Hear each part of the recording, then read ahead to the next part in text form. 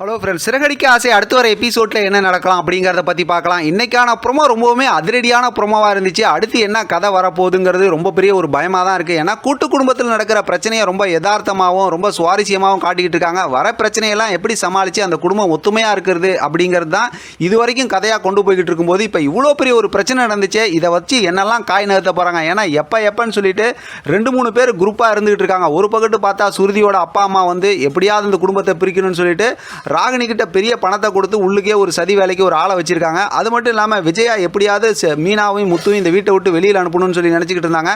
அதுக்கு தகுந்த மாதிரியே பார்த்தா இப்போ அருண் சீதாவோட கல்யாணம் நடந்திருக்கு அப்படிங்கிற மாதிரி தான் யோசிக்க தோணுது. ஏன்னா இப்போ முத்து வந்து எவ்வளோவுமே யதார்த்தமான ஆள் அப்படிங்கிறது எல்லாத்துக்கும் ஒரு தெரிஞ்ச விஷயம் தான். அருண் மேலே கோபம் இருந்தாலும் சீதாவுக்கு நல்ல மாப்பிள்ளை வேணுங்கிற மாதிரி தான் தேடிக்கிட்டு இருந்தார்.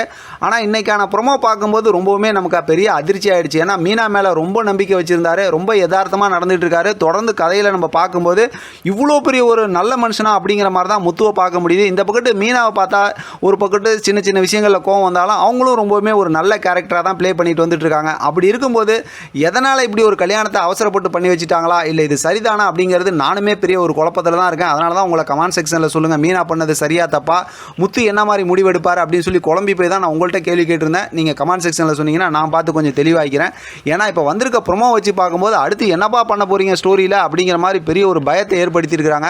இப்போ அருண் சீதாவுக்கு கல்யாணம் பண்ண விஷயமா மண்டபத்தில் எல்லாரும் பேசிக்கிட்டாங்க. அருணுக்கு இது 2வது கல்யாணம் அப்படிங்கிற மாதிரி ஒரு கட்டத்தில் முத்து அதை தெரிஞ்சுக்கிட்டதுக்கப்புறம் வந்து அவர் யதார்த்தமாக இது 2வது கல்யாணம் எந்திரா அப்படி இப்படிங்கிற மாதிரி சொல்லும்போது, ஆமாம் இது எனக்கு 2வது கல்யாணம் தான், நான் முதல் கல்யாணம் பண்ணது சீதாவை தான், 2வது கல்யாணம் சீதாவை தான் பண்ணேன் அப்படிங்கிற மாதிரியும் கூட இருந்த ஃப்ரெண்டு வந்து ஆமாம் நான் தான் ரிஜிஸ்டர் மேரேஜ் பண்ணி வச்சேன்னு மட்டும் சொல்லி அப்படியே நிறுத்தியிருந்துருக்கலாம்.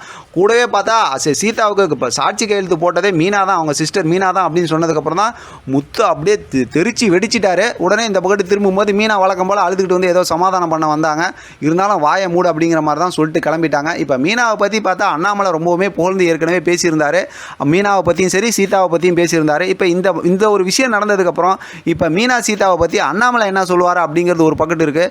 இப்படிலாம் ஒரு சந்தர்ப்பம் கிடச்சா அல்வா சாப்பிட்ற மாதிரி விஜயா சும்மா விடுவாங்களா?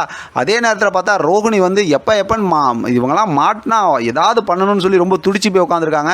இப்போ இவங்களுக்குள்ளார சண்டை, இவ்வளோ பெரிய பொய், இவ்வளோ பெரிய பித்தலாட்டம், இந்த பிரச்சனை நடந்ததுக்கப்புறம் நான் பொய் சொன்னதை மட்டும் அவ்வளோவா பேசுனீங்க அப்படிங்கிற மாதிரி எல்லாருமே வாரி சுட்டிட்டு வந்துடுவாங்க. இப்போ முத்து மீனா இதுக்கப்புறம் என்ன பண்ண போகிறாங்க, பிரிச்சிருவாங்களா இல்லை என்ன நடக்க போகுது அப்படிங்கிறது ரொம்ப பெரிய ஒரு பயமாக தான் இருக்குது. நாளைக்கான எபிசோட் வந்து ரொம்ப முக்கியமான எபிசோடாக இருக்கும். அதே போல் 4 எபிசோடை தொடர்ந்து அடுத்த வாரம் ஃபுல்லுமே எபிசோட் கதை வந்து ரொம்ப சுவாரஸ்யமாக போகுது.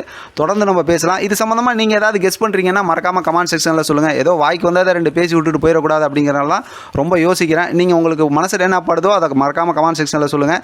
இதை பற்றின உங்களோட கருத்து கமெண்ட் பாக்ஸில் தெரியப்படுத்துங்க. தொடர்ந்து ஆதரவு கொடுங்க. தேங்க்யூ ஃப்ரெண்ட், தேங்க்ஸ் ஃபார் வாட்சிங்.